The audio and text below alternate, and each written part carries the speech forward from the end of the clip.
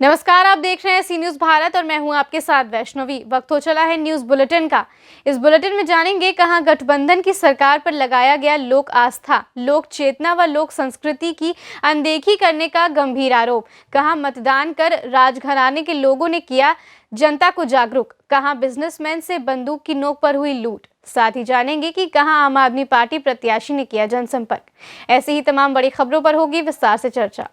आगरा जनपद के एतमादपुर स्थित महारानी अहिल्याबाई निशुल्क संस्थान में कृषि विशेषज्ञ डॉक्टर राजेंद्र सिंह ने किसान गोष्ठी कर किसानों को ऑर्गेनिक खेती के बारे में जानकारी दी। ऑर्गेनिक खेती करने के लिए किसानों के रजिस्ट्रेशन भी किए गए, जिससे किसानों को समय समय पर ऑर्गेनिक खेती करने की ट्रेनिंग भी दी जाएगी।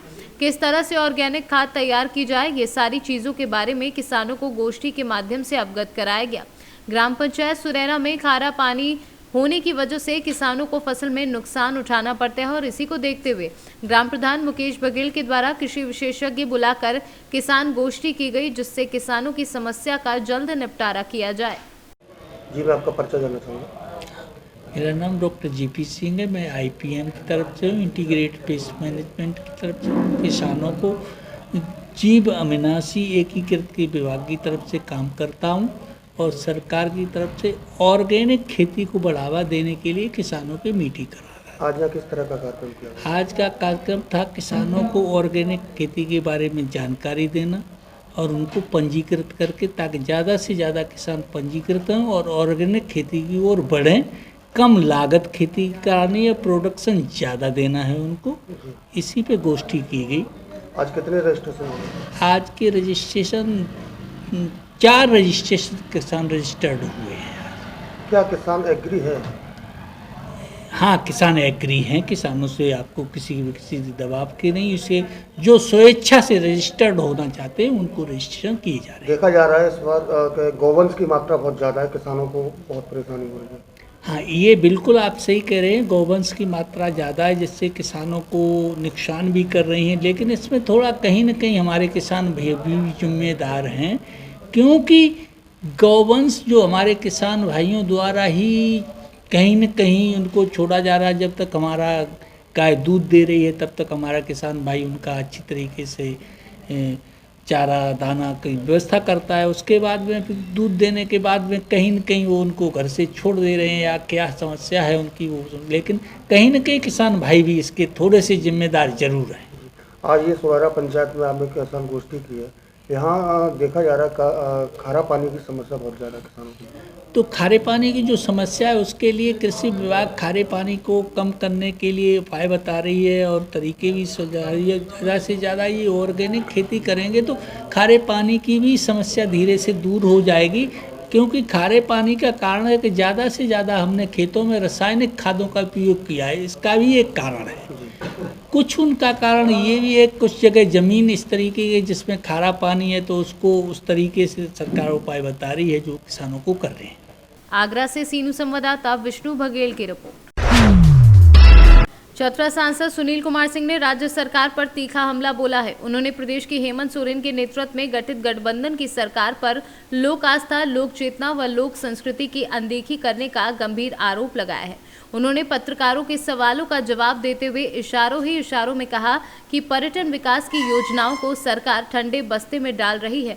मां भद्रकाली को बौद्ध व जैन सर्किट से जोड़ने में राज्य सरकार पर दिलचस्पी नहीं दिखाने का आरोप लगाते हुए उन्होंने पर्यटन विकास के साथ सामाजिक, सांस्कृतिक व आर्थिक विकास में उदासीन रवैया अपनाने का भी आरोप लगाकर कहा कि हम सरकार से अनुदान नहीं बल्कि मदद मांग रहे हैं। शासन काल में बहुत सर्किट से जोड़ने की योजना लाई गई, लेकिन वर्तमान में इटखोरी महोत्सव का अवसर है और मैं प्रयास करता हूं कि राजनीतिक टीका टिप्पणी से बचूं। तो मैंने एक लाइन आज के उद्घाटन में कहा है कि लोक आस्था, सांस्कृतिक, लोक चेतना और लोक संस्कृति, इनको अनदेखा नहीं करना चाहिए।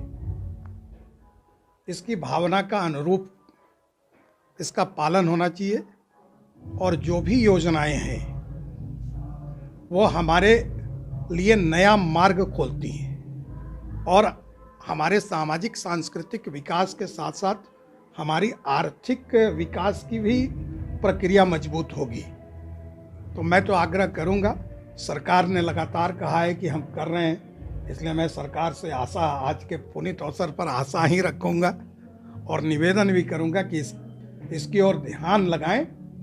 और मुझे लगता है कि जितना आप लगाएंगे उससे अनेकों गुना इटखोरी महोत्सव और इसको लेके जो विकास की रूपरेखा है, चाहे वो पर्यटक स्थल के रूप में हो, बौद्ध सर्किट के रूप में हो, जैन सर्किट के रूप में हो, या पूरे इटखोरी को, तो मुझे लगता है कि रिटर्न उससे 10 टाइम्स ज़्यादा तुरंत मिलेगा 1-2 साल के अंदर। इसलिए ये कोई किसी से हम लोग ये नहीं कर रहे हैं कि हमको अनुदान दीजिए, आप हमको मदद कीजिए, हम सरकार को उतना रेवेन्यू देने में मदद करेंगे। इस वादे के साथ मैं फिर सरकार से ये प्रार्थना ही करूंगा कि आप इसको करें। आपने कहा भी है कि करें, तो आपकी भी विश्वसनीयता बनी रहे और हम लोग की भी अपेक्षा पूरी हो, यही मैं कहना चाहूँगा। चतरा से सीनू संवाददाता लकी की रिपोर्ट। जनपद एटा में तृतीय चरण में मतदान प्रक्रिया सुबह 7 बजे से ही जारी है, जिसमें लोगों द्वारा अपने अपने चहेते उम्मीदवारों के समर्थन में वोट डाले जा रहे हैं।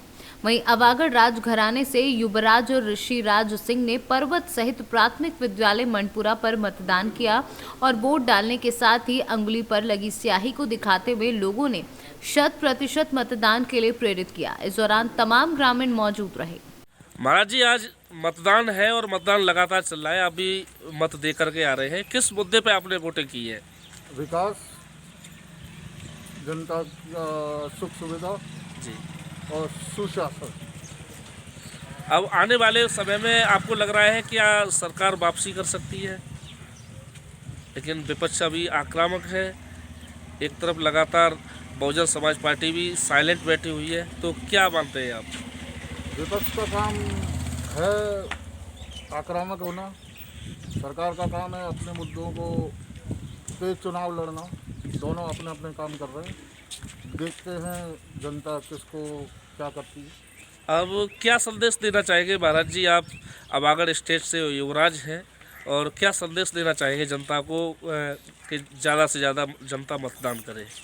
अपने मताधिकार का प्रयोग करें जी, और देश हित में, राष्ट्र हित में मतदान करें। जिसको भी आप सही समझते हैं उसके प्रति मतदान करें। एटा से सीनू संवाददाता राघवेंद्र अग्रिया की रिपोर्ट। प्रयागराज जिले के अतरसुइया थाना क्षेत्र के मीरापुर इलाके में बिजनेसमैन नरेश कुंद्रा के ऑफिस में घुसकर दिन दहाड़े बदमाशों ने तमंचे के बल पर लाखों रुपए की लूट की। इस बीच बदमाशों द्वारा ऑफिस के अंदर फायरिंग भी की गई, जिसका वीडियो फुटेज सीसीटीवी कैमरे में कैद हुआ है। मामले की जानकारी के बाद पुलिस महकमे में हड़कंप मच गया है। मौके पर पहुंची पुलिस जांच में जुटी है। सीसीटीवी कैमरे की फुटेज के जरिए बदमाशों की तलाश जारी कर दी है। प्रयागराज से सीनू संवाददाता मंगला प्रसाद पटेल की रिपोर्ट। संत कबीरनगर विधानसभा क्षेत्र 313 खलीलाबाद से आम आदमी पार्टी प्रत्याशी सुबोध चंद्र यादव ने उजियार क्षेत्र के दुदारा सहित अगल बगल के गांव में समाज सेवी मुनीर आलम चौधरी, एजाज मुनीर चौधरी के साथ जनसंपर्क कर आशीर्वाद मांगा तथा दिया अपने पिता स्वर्गीय भालचंद्र यादव के द्वारा क्षेत्र में किए गए विकास कार्यों का हवाला। संत कबीरनगर से सीनू संवाददाता मोहम्मद नईम की रिपोर्ट। फिलहाल इस बुलेटिन में इतना ही। देश दुनिया की तमाम बड़ी खबरों के लिए बने रहें सी न्यूज़ भारत के साथ।